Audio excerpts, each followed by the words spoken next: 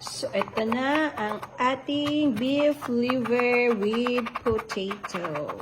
Pwede na tayong kumain, guys.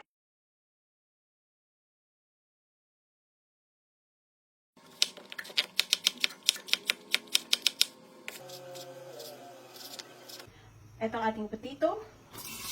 So, ayan. Medyo nadamihan ko yung aking patatas. Pero kailangan natin ito para hindi naman siya sayang. Pwede na to, hangutan lang natin tapos set aside natin. Mainit na, pwede na tayo maglagay ng ating oil. Tsaka natin ilagay ang ating garlic.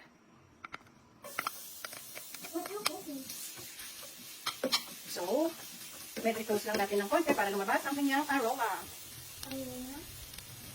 Yes, baby.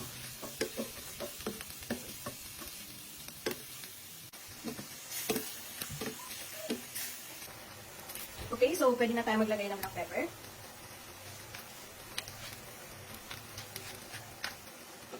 Pwede na tayo maglagay ng ating toyo. Depende na sa inyo kung tansya-tansya lang.